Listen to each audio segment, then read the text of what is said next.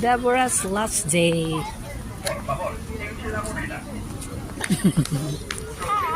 Doklon, tagi ka karon. Una to.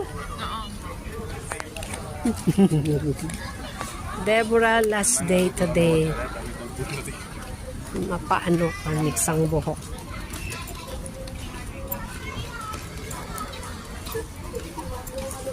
Sa punta siya, Deb.